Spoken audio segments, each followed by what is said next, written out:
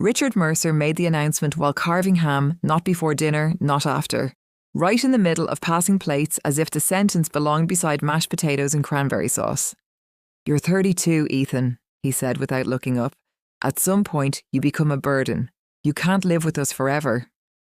The room stayed strangely functional afterward. Claire continued cutting her turkey into careful squares. Linda reached for her wine glass. Christmas music still drifted softly from the kitchen speaker. Nobody reacted quickly enough for Ethan to pretend he'd imagined it. He looked at his father for a moment, waiting for the familiar correction, the half smirk, the "I'm kidding" something. Nothing came. Richard kept slicing ham. The thing Ethan remembered later wasn't anger. It was the tiny sound of the knife against the plate. Claire finally muttered, "Dad," but weakly, more reflex than defense. Richard shrugged. "What? Everyone's thinking it." Ethan nodded once and lowered his eyes to his plate. "Okay." That answer seemed to irritate Richard more than resistance would have. "You've had plenty of time to figure life out." Ethan almost laughed at that. He worked full-time for a regional medical supplier. He paid the electric bill, the water bill, and most months the internet because Richard's accounts had been sent to collections years earlier after the contracting business collapsed. But none of those arrangements had ever been spoken aloud properly.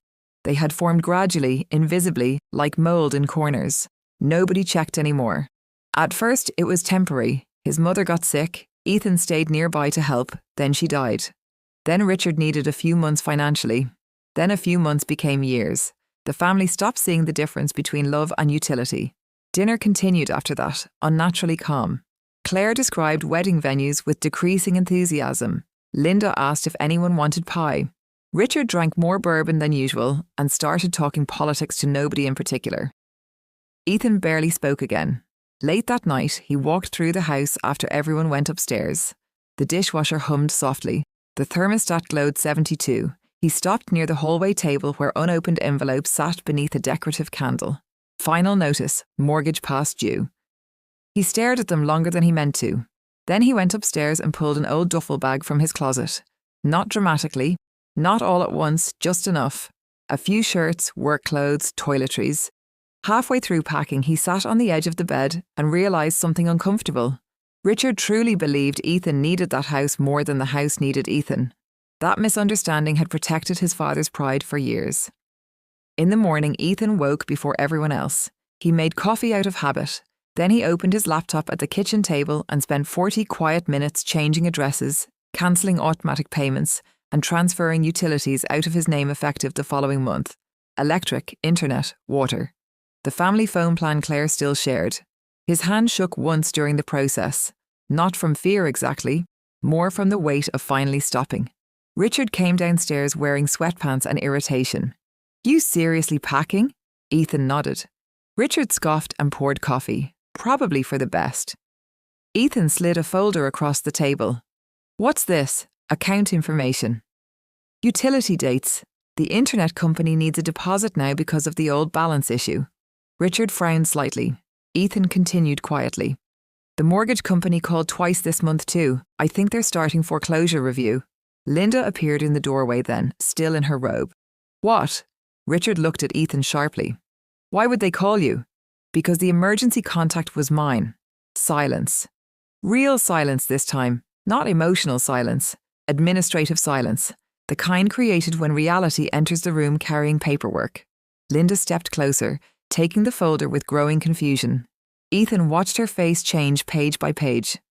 "The electric bill," she whispered. "You've been paying all of this." Richard stood up too quickly. "Don't start." "I'm not starting anything," Ethan said calmly. "I'm ending it." Claire came downstairs halfway through the tension, hair messy from sleep. Nobody explained immediately. She saw the duffel bag near the door, then the folder in Linda's hands. Then Richard suddenly unable to meet anyone's eyes, and she understood enough. "Wait," she said softly to Ethan. "You paid for the house?" "Not the house," he answered. "Just most of what kept it functioning." Richard snapped then, but weaker now. "You act like you're some martyr." Ethan looked at him for a long moment. "No," he said. "I think I just got tired." That landed harder than yelling would have. Linda sat down slowly at the table, still staring at the bills like they'd appeared overnight instead of accumulating for years. Claire looked ashamed in a quiet, helpless way. Richard looked smaller, not defeated, not transformed, just exposed. Ethan picked up his bag. Nobody tried to physically stop him. At the door, Claire finally asked, "Where are you going?" "I found an apartment last month," he said. "Last month? Before Christmas? Before dinner?" Some part of them must have already known.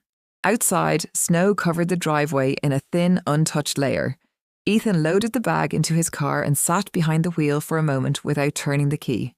Inside the house, through the window, he could see Linda talking rapidly now. Richard pacing, Claire standing still between them. For years, Ethan thought being needed meant being valued. It took one sentence at Christmas dinner to separate the two. He started the engine and drove away before the lights inside began turning off one room at a time.